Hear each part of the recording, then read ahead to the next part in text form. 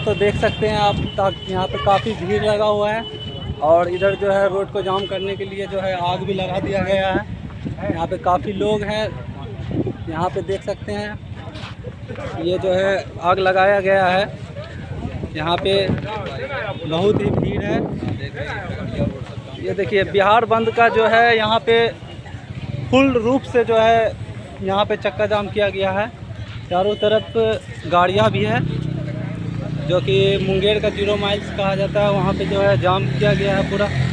चारों तरफ का नज़ारा देखिए आप।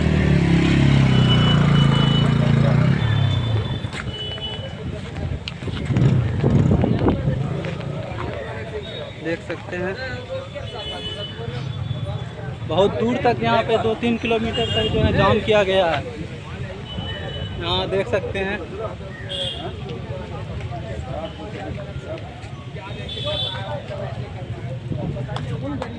यहाँ अंकल का इंटरव्यू। रखने का जगह नहीं है, उसके बाद उनके बाप दादा का कागज कहाँ से आएगा। तो ये सीधी सीधी ऐसी राजनीति है कि जो महागठबंधन का वोटर है, जो मास वोटर है, जो गांव ग्राम में रहता है, जो अपने हक के लिए लड़ रहा है, उसको वोटिंग से वंचित कर देना है ताकि वो वोट देने का अधिकार में ही नहीं रहेगा, तो फिर उसकी मनमानी सरकार बनेगी। दूसरी चीज़ ये है कि इसको छटैया करके सीधा सीधा ये है कि नागरिकता पर चोट पहुंचाना है। जब हम वोट नहीं दे सकते हैं, तो जब वोट ही नहीं दे सकते फिर हम देश का नागरिक कैसे रहें? ये साफ साफ सवाल है, ये हिडन समस्या है कि आप अगर वोट देने का अधिकार आपके पास नहीं है तो आप इस देश के नागरिक नहीं हैं। तो हमारा अगर अभी अधिकार, जो हमारे भाई है गांव में रह रहे हैं, विदेश में है, प्रदेश में रह रहे हैं, वो लोग अगर नहीं फॉर्म भर सकता है तो उसका तो वोटिंग अधिकार खत्म हो गया। जब वोटिंग अधिकार खत्म हो गया तो वो देश के नागरिक ही नहीं रहे, और जब वो देश के नागरिक नहीं रहे तो उसके पास फिर बचेगा क्या? न घर बचेगा, न ज़मीन बचेगी, न बैंक कार्ड बचेगा, न राशन कार्ड बचेगा, कोई भी डॉक्यूमेंट नहीं रहेगा। तो ये सीधा सीधा सरकार का ये जो मनुवादी सोच है उनका ये है कि जो एक तबका है, गरीब गुरबा, दलित, मुस्लिम, अति पिछड़ा, इन लोगों को सेकेंड सिटीजनशिप का दर्जा दिला करके देश में गुलाम बनाना है। और अडानी अंबानी के लिए एक गुलाम की ज़रूरत है। जिस तरह से पहले होता था कि पेट भात पे नौकरी करता था, उसी तरह से इन लोगों को चाहिए लोग कि अब तुम चूँकि सिटीजनशिप ही नहीं है, तुम्हारे पास नागरिकता ही नहीं है, तो तुम दबाव में आकर के काम करोगे। तो उनको ज़रूरत है नौकर की, गुलामों की, तो गुलाम बनाना है। और ये गुलाम बनाने के कड़ी में ये कड़ी है। जैसे NRC CI वो फ्लॉप कर गया उनका, तो अब ये इस तरह से। तो वोटिंग अधिकार तो सबसे बड़ा अधिकार है, सरकार चुनना, जनप्रतिनिधि चुनना तो हमारा अधिकार है। जब वही अधिकार से हम वंचित हो गए तो हमारे पास बचा।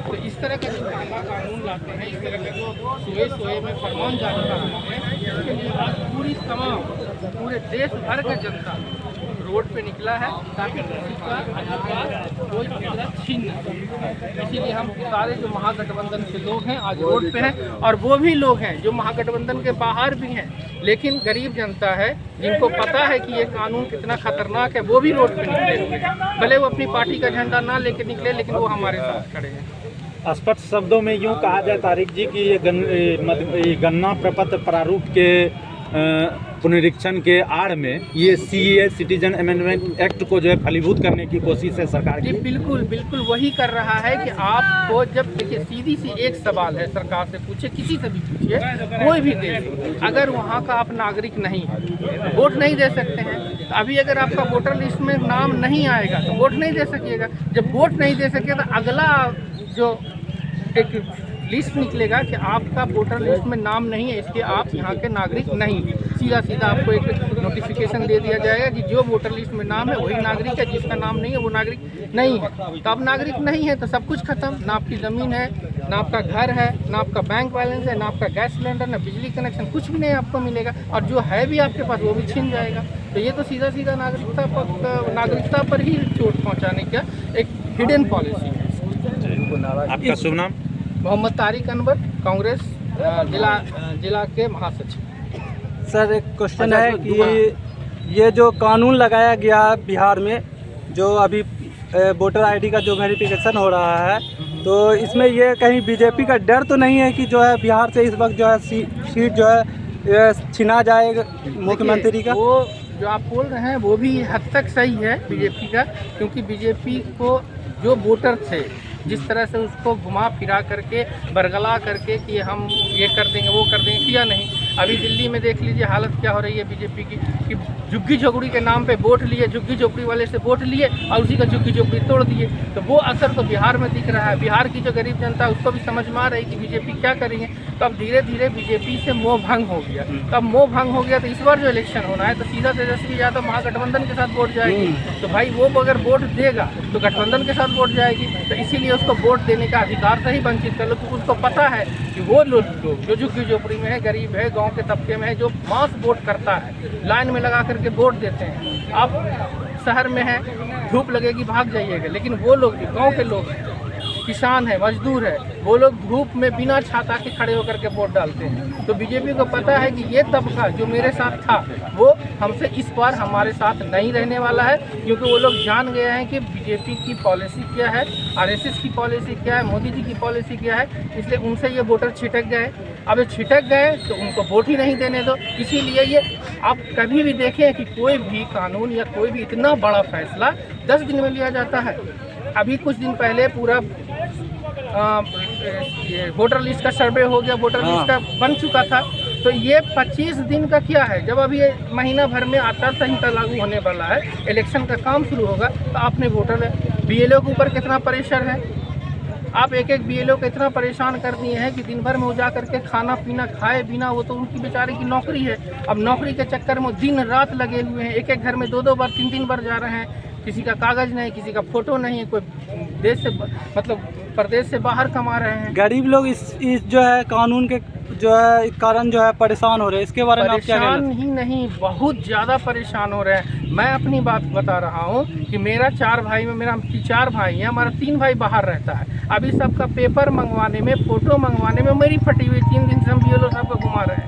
कल जाके कंप्लीट करके हम उनको पेपर दिए हैं, और जब ऑनलाइन हुआ हम बोले कि काम करो, उसमें भी छूट रहा है। मेरे घर का वोटिंग छूट रहा है। तो आप समझ लीजिए कि जब मेरे घर का वोटर छूट रहा है नहीं रहने की वजह से, तो और लोगों को क्या परेशानी होगी। तो ये सीधा सीधा है कि 5 लाख वोटर को हटा देना है, वोटर को हटा देना है तो बात खत्म हो जाएगा। इस कानून को लागू करने में क्या साजिश है बीजेपी की? बीजेपी की यही साजिश है कि जो उनकी पॉलिसी है, सबसे बड़ी बात सुन लीजिए, एक बात हम बता रहे हैं, उसकी जो पॉलिसी है, जो मनुवादी सोच है, आपको सेकंड सिटीजनशिप का दर्जा दिला के आपको गुलाम बनाना है।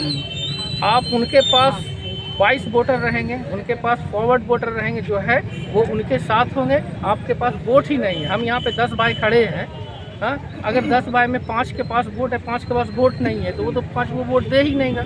और वो 5 में 4 उसका आदमी है, तो हमेशा तो गवर्नमेंट उसकी बन गई। तो ये समझ लीजिए कि मोटा मोटी तौर पे उनकी यही पॉलिसी है कि परमानेंट सरकार हमारी बने और जो जनता है वो हमारा गुलाम बन के रहे। बस यही उसकी पॉलिसी है और कोई पॉलिसी। चूँकि बिहार में अब इलेक्शन होना है और बिहार में उसकी खटिया खड़ी हो चुकी है, चाहे वो नीतीश कुमार हो, बीजेपी का नरेंद्र मोदी जी का है, अब उनकी हवा बहने वाली नहीं है। अभी देखिए हाल में मोदी जी का रैली हुआ, जीविका दीदी को पकड़ पकड़ के बस में भर भर के ले गए। तो उनको पता है कि अब उनके साथ वोट में लोग नहीं आ रहे हैं। तेजस्वी जी का प्रोग्राम हो रहा है, लोग भर रहे हैं। महागठबंधन का प्रोग्राम हो रहा है, लोग भर रहे हैं। तो इनके डर से रातों रात ये फैसला लिया गया है ताकि वो जो वोटर्स हैं उनको इस वोट से वंचित करके अपना काम बना लेना। क्या ये कानून चलने वाला है बीजेपी का? बिल्कुल नहीं चलने वाला है। देश की कोई जनता, पूरी देश में कोई भी जनता इस कानून को नहीं मानेगा। और बिहार में ये चक्का जाम हुआ है, चुनाव आयोग को पीछे झुकना पड़ेगा। और ये अगर ये कानून ऐसा रहा तो यही समझा जाएगा कि देश का लोकतंत्र पूरी तरह से खत्म हो चुका है। Thank you. आप इंटरव्यू चलिए